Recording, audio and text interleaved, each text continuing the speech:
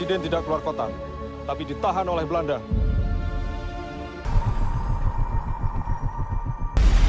It's dangerous.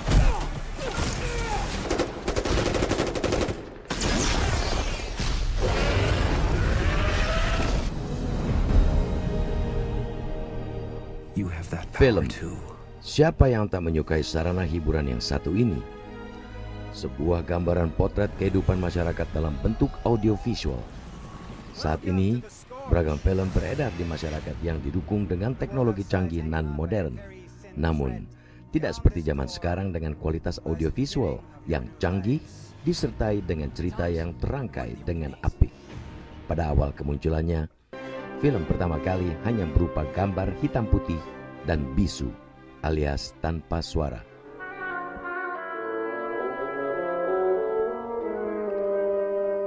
Hadirnya film di Indonesia hampir sama tua dengan hadirnya film pertama kali di dunia. Film hadir di dunia pertama kali pada 28 Desember 1895. Pelopornya adalah Lumiere Bersaudara. Sebelumnya, usaha membuat gambar bergerak telah dimulai jauh sebelum tahun 1895. Namun dunia internasional mengakui film yang dipertontonkan di Grand Cafe itulah yang menandai lahirnya film pertama di dunia. Film kalau ngomongin teknologi sinema itu mulainya dari 1895. Itu juga setelah Lumiere Bersaudara itu membuat pemutaran dengan konsep bioskop atau konsep teater yang memang orang menonton untuk berbayar. Itu 1895. Tapi kalau teknologinya sendiri itu sebenarnya itu jauh banget dari 1895. Film Lumiere yang berjudul Arrival of a Train at Lac Ciotat merupakan film yang pertama kali diputar. Film yang menggambarkan kedatangan kereta di stasiun Ciotat tersebut membuat penonton kaget dan berlari keluar ruangan. Kereta itu dia dari kejauhan dia datang. Dia menghampiri kamera. Nah, ketika itu orang keluar. Orang keluar karena memang melihat kereta itu sebagai sesuatu yang sifat representasi mereka belum ngerti waktu itu tentang representasi, tentang bahwa ini bukan kenyataan. Itu mereka belum tahu soal itu karena emang sinema baru pertama kali. Ada dua versi yang menyatakan tentang kehadiran film untuk pertama kalinya di Indonesia atau Hindia Belanda saat itu. Menurut seorang peneliti dari Universitas Utrecht, Belanda, Daphna Rupin, lahirnya film di Indonesia atau Hindia Belanda dimulai sejak 1896. Saat itu, film dibawa oleh pengusaha dan pesulap dari Prancis dan Amerika. Penelitian terakhir dari seorang kawan yang kuliah di Utrecht di Belanda, dia memberitahu soal kalau teknologi sinema itu di Indonesia itu udah masuk dari 1896. Artinya 4 tahun lebih dulu dibanding penulisan sejarahnya si Misbah Yusabiran dan Taufik Abdullah yang dijadikan rujukan sampai hari ini. Berbeda dengan antara 1900 dengan 1896. 1896 ketika film masuk ke Indonesia melalui proyektornya itu juga sifatnya temporari. Bikin pemutaran pindah-pindah kayak layar tancap. Yang bikin pemutaran di Gambir itu ada Louis Talbot. Dia fotografer tinggal di Batavia sudah lama dan dia punya studio foto di sini dan dia orang Prancis.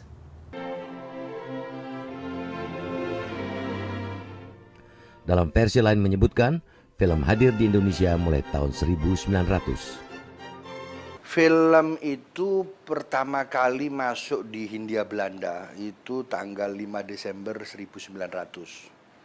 Itu adalah film pertama masuk di Hindia Belanda.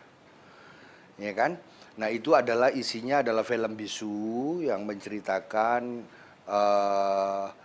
tentang Ratu dan Raja Belanda masuk kota Den Haag.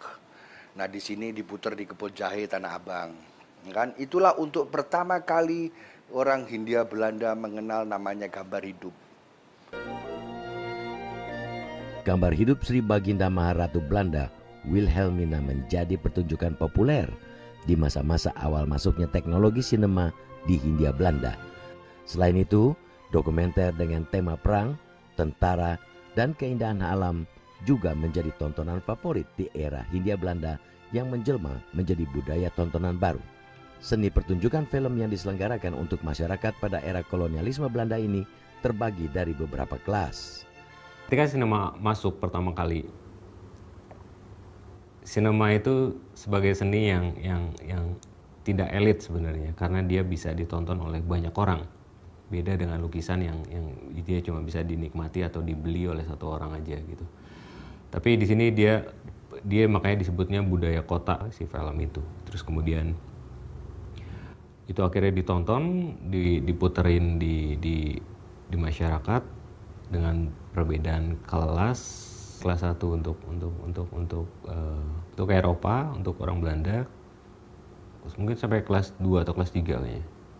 Untuk Eropa dan Cina, Eropa Cina gitu. Terus untuk natifnya di kelas 4. Yang unik pada saat itu, pertunjukan film dengan layar proyektor dapat ditonton dari depan layar dan belakang layar. Kaum pribumi konon justru menonton dari belakang layar dengan posisi gambar terbalik dan dengan harga tiket yang lebih murah. Seperti yang tergambarkan dalam pameran Cinema Culture, Archipel Festival di Tim Jakarta pada Agustus lalu ini. Dalam perkembangannya, produksi film tidak hanya seputar film dokumenter. Menurut Mahardika Yuda yang juga merupakan kurator dalam pameran Cinema Culture, pada perhelatan Archipel 2015 terdapat satu film fiksi pendek yang dibuat di Indonesia pada tahun 1912. Film ini hadir 14 tahun sebelum produksi film Lutung Kasarung. Film Lutung Kasarung adalah film fiksi panjang pertama yang dirilis secara komersial di bioskop. Sedangkan film yang bercerita soal pembantu Mina di zaman Belanda itu merupakan film fiksi pendek.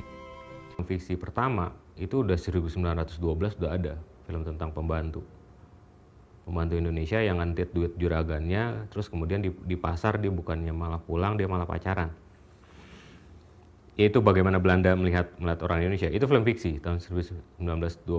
Sedangkan Lutung Kasarung 1926. 14 tahun sebelum itu sudah ada film fiksi. Antara 1926 dan 1933, sejumlah film terus diproduksi di dalam negeri, seiring dengan banyaknya film impor dari Amerika, Eropa, dan Tiongkok. Tahun 1941 tercatat ada 30 film yang dibuat di dalam negeri.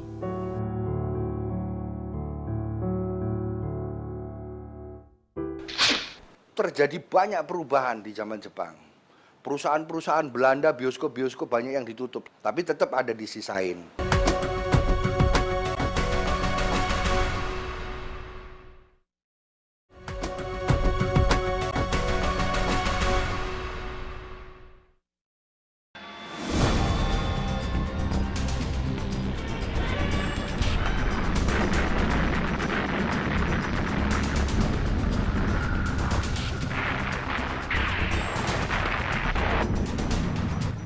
Tahun 1941 meletuslah Perang Asia Timur Raya, dan pada awal tahun 1942 pemerintah Hindia Belanda pun menyerah kepada Jepang. Saat Jepang berganti menjajah Indonesia periode 1942 hingga 1945, perkembangan film di tanah air pun mengalami perubahan drastis. Semua studio film ditutup dan produksi film terhenti. Saat itu Jepang mengambil alih dan mendirikan studio film yang bernama Nippon Eigasha yang banyak memproduksi film dokumenter untuk propaganda perang. Tapi 3 tahun itu menurut saya paling 3 tahun zaman Jepang itu menurut saya paling revolusioner, karena selama 3 tahun itu sutradara kita dan juga seniman di Indonesia itu benar-benar dicuci otaknya, dan mereka sadar bahwa film itu bisa dipakai sebagai alat propaganda. Terjadi banyak perubahan di zaman Jepang. Perusahaan-perusahaan Belanda, bioskop-bioskop banyak yang ditutup sama Belanda. Ya, perusahaan film juga. Sama Jepang ditutup sama dia. Tapi tetap ada disisain. Pada masa pendudukan Jepang, jumlah bioskop di Indonesia menurun tajam. Dari semula 300 gedung bioskop menjadi hanya 52 bioskop. Penyebabnya, selain harga tiket yang mahal, film yang diputar hanya berisi propaganda Jepang tanpa ada unsur hiburan sama sekali. Lenyapnya usaha swasta di bidang film dan sedikitnya produksi yang dihasilkan oleh studio yang dipimpin oleh Jepang juga mempersempit ruang gerak dan kesempatan hidup sejumlah artis film. Bahkan pembentukan bintang-bintang baru pun hampir tidak ada. Film semasa era kolonialisme Jepang didominasi oleh film dokumenter, film cerita, dan juga film-film Jepang yang menggunakan bahasa Indonesia. Uniknya Jepang ini sebetulnya adalah dia ingin yang dia habisin itu adalah westernisasi. Ya kan, Belanda itu yang mau dihabisin sama dia. Tapi kultur Indonesia justru dia hidupin.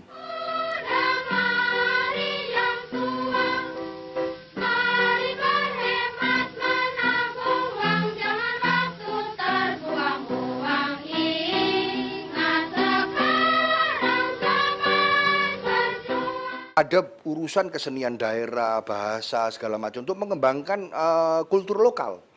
Bahkan bahasa itu harus pakai bahasa Indonesia.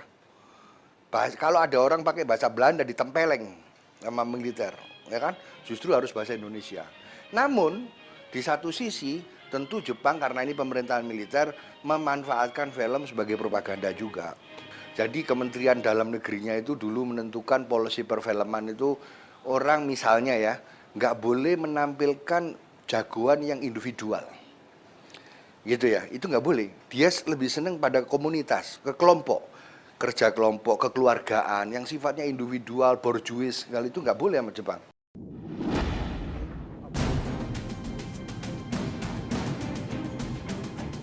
Meletusnya bom atom di Hiroshima dan Nagasaki berhasil melumpuhkan kekuatan Jepang. 15 Agustus 1945, Jepang menyerah kepada sekutu. Ini pula lah yang mendorong kemerdekaan Indonesia pada 17 Agustus 1945. Proklamasi kami, bangsa Indonesia, dengan ini menyatakan kemerdekaan Indonesia. Namun hengkangnya Jepang dari bumi Nusantara diikuti oleh Belanda yang mencoba kembali menguasai Indonesia. Geliat perfilman di Indonesia pun terus mengalami pasang surut. Jadi saya bikin duplikat negatif. Kalau dulu tuh gampang terbakar kan film tuh. Film-film Usman yang sampai sekarang lah saya pokoknya ingin melestarikan aja.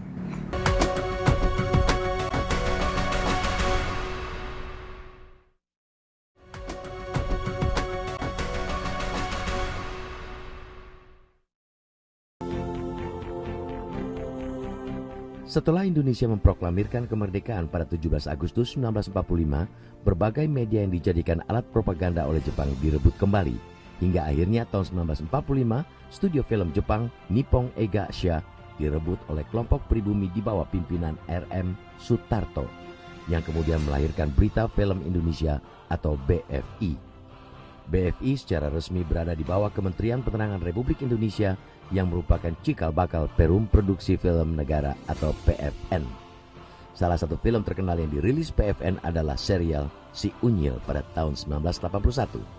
Selain perkembangan film yang didukung pemerintah, geliat perfilman nasional pasca kemerdekaan juga memunculkan sejumlah tokoh pionir atau pelopor perfilman di Indonesia, diantaranya yakni Usmar Ismail dan Jamaluddin Malik. Pada masa awal kemerdekaan terdapat dua perusahaan film swasta milik pribumi, Perusahaan Film Nasional Indonesia atau Perfini milik Usmar Ismail dan Persari atau Perseroan Artis Film Indonesia milik Jamaluddin Malik. Nama Jamaluddin Malik kerap disandingkan dengan Usmar Ismail sebagai duit tunggal perfilman nasional. Bedanya, Persari lebih mengarah ke industri komersialisasi dibanding Perfini yang lebih idealis. Usmar Ismail berhasil mendirikan perusahaan film pada tahun 1950 setelah ia keluar dari tahanan akibat meliput perjanjian Renville antara Belanda dan Indonesia saat ia masih menjadi wartawan. Kami sangat gembira terhadap ikut dalam mereka. Kalau tidak, saya tidak tahu apa yang Inilah film Darah dan Doa atau The Long March of Siliwangi, karya Usmar Ismail. Film yang bercerita mengenai perjalanan panjang prajurit divisi Siliwangi ini dianggap sebagai film pribumi pertama. Buat tahun 50 Darah dan Doa, itulah dianggap film dia yang pertama. Karena dia biayain sendiri plus teman-teman lokal, krunya lokal, tanggal 30 Maret tahun 50, itulah syuting pertama film Darah dan Doa atau Long March. Ya kan, naskahnya oleh Sitor Situmorang. Nah, itulah sebabnya 30 Maret sampai hari ini diperingatin sebagai Hari Film Nasional. Itu adalah syuting pertama film Darah dan Doa. Dan Usmar merasa bahwa itulah film saya yang pertama. Film itu ditayangkan di istana, ditonton oleh Bung Karno, ya kan? Dengan segala keterbatasannya, itulah dianggap tonggak dari perfilman nasional. Usmar Ismail merupakan sosok yang realistis dan idealis. Karya-karya filmnya banyak yang mengisahkan tentang perjuangan. Selain Darah dan Doa, ada juga film lewat Jam Malam yang menceritakan kisah Indonesia yang baru saja memproklamasikan kemerdekaan. Film lewat Jam Malam yang berhasil diselamatkan atau direstorasi dengan menelan biaya 1,5 miliar ini juga diputar pada pembukaan Cannes Classic dalam ajang festival The Cannes di Cannes, Prancis tahun 2012. Kan almarhum itu kan tadi tentara juga, mungkin dia mayor intel dia ya, sejak itu. Jadi mungkin ada jiwa nasionalisme dari situ juga, saya kira itu ada. Jadi secara keseluruhan almarhum mengkoordinir orang-orang di Perfini itu supaya cinta pada tanah air gitu, supaya kita bikin dari masing-masing tradisi seperti Gatot Kaca gitu kan, kita koordinir sama ayah supaya Perfini itu membuat film dengan corak tradisionalnya ada. Padahal waktu itu kan pada pertama-tama kan yang ada tuh film seperti Dracula, film-film gitu kan, film-film fiksi gitu. Jadi cuma ayah lah yang pertama kali membuat film yang betul-betul realistis, karena mungkin dia juga sebagai tentara. Usmar Ismail yang kini dikenal sebagai Bapak Perfilman Nasional ini telah menghasilkan 30 judul film. Ia dipandang berhasil meletakkan dasar yang kuat bagi kelahiran dan perkembangan perfilman Indonesia. Sebagai apresiasi atas kemahirannya mengangkat tema-tema kemanusiaan ke layar lebar, nama Usmar Ismail diabadikan di Gedung Pusat Perfilman Haji Usmar Ismail di Kuningan, Jakarta Selatan. Dan kini gedung ini dikelola oleh sang anak Irwan Usmar Ismail. Pertama saya bikin itu kan memperbaiki film-film Perfini zaman dulu. Jadi waktu itu kan negatifnya nitrit. Jadi saya bikin duplikatin negatif. Kalau dulu tuh gampang terbakar kan film tuh. Film-film Usmar Ismail yang sampai sekarang lah saya pokoknya ingin melestarikan aja supaya nama beliau masih tetap ada. Jadi film-film yang ada gitu saya misalnya saya bikin apa di restorasi, digitalisasi gitu supaya nggak hilang, Mbak. Tahu padahal kan film lewat Jam Malam itu tahun 50, Mbak. Sampai sekarang masih bisa dilihat.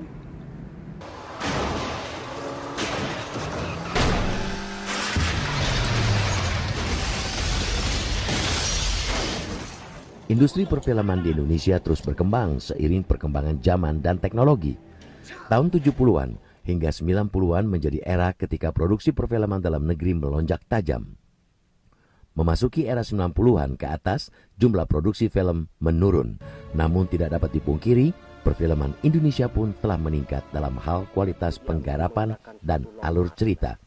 Meski demikian, film-film yang lahir semasa era kolonialisme dan pada masa awal-awal kemerdekaan Republik Indonesia tetap menjadi suatu karya yang tak terlupakan, berisi akan rekaman jejak sejarah peristiwa di masa lampau yang terekam dalam bentuk audiovisual. Kami pulang dulu.